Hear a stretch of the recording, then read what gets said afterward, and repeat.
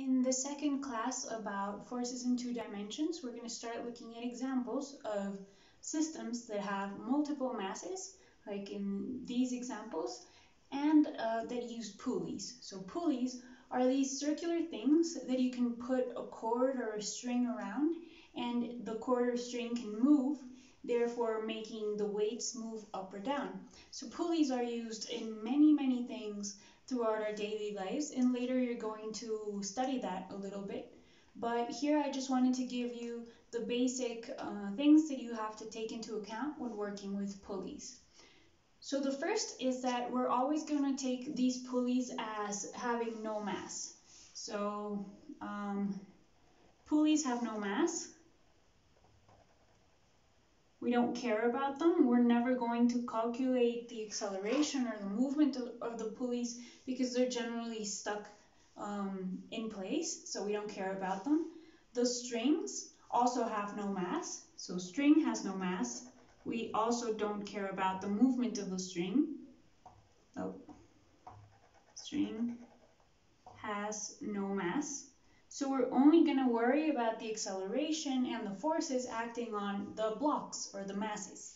So they're labeled as M1 and M2 or just M if we don't need to distinguish them. So that's the first thing. Don't worry about the pulley, don't worry about the string. They are just tools in our examples with the masses. We care about the masses only. That's the first thing. The second thing is that in these examples with pulleys, we're going to find two different things. So last class when we were looking at inclined planes and angled forces, we cared about only the acceleration of the objects. Now we also care about the acceleration. So yeah, we're going to look for acceleration of the masses. So because there's two masses in this example and two masses in this example, we call it the acceleration of the system. And the other thing we care about is tension. So now we have strings, and as we've learned before, strings have a force or make a force called tension. So for example, this mass here is trying to fall down, but what's keeping it there or making it fall slower is a tension that this string is making. So this mass is feeling a tension upwards. But the same happens for this one. This one is also trying to go down because of gravity, but the string is keeping it there, so it's also pulling it upwards. So it's a tension.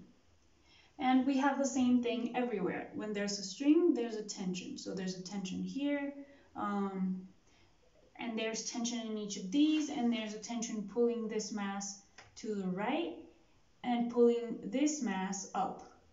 So we're basically saying if the string doesn't want to break and the objects want to move, in which direction is the string pulling the objects, or how is the string stopping the object's motion? So we care about the acceleration of the system, and we care about the tension in the string. Tension in the string. So in each of these examples, what we're going to try to find is both the acceleration and the tension. So now the most important thing about these examples is that both masses have the same tension and the same acceleration. So why is that? Suppose we had this system. So there's a pulley, there's one mass on the other side, in one side, and one mass on the other side. If we let go, maybe M2 is bigger, so it's going to go down, and M1 is going to go up. But imagine if M2 accelerated faster than M1 accelerated upwards. Yeah, so one accelerated faster downwards than the other one upwards. Well, what would happen is that the string would break. It would have to be elastic so that one could accelerate and while the other accelerated slower.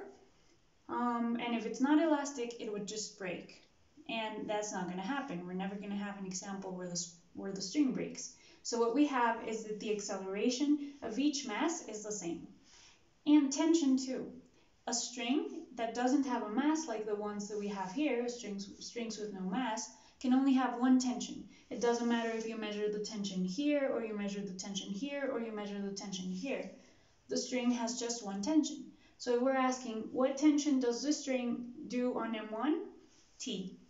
And what tension does the same string do on M2? Because it's the same string, it can only be T. So it's not T1 and T2. These T's are always the same. So what we have is that the acceleration of the system and the tension in the string are both um, the same for the two objects.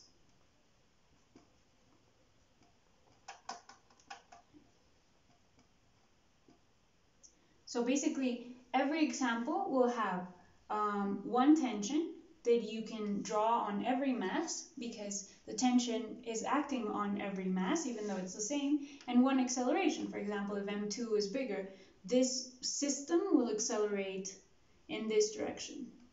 And it's just one A. There's not an A1 and an A2. There's just one acceleration of the system. And the same here. If mass 2 is heavy enough and there's not enough friction here, then this system will accelerate downwards. So there will be one acceleration downwards. But only one tension that affects both objects, but it's the same tension T. So those are the basic things.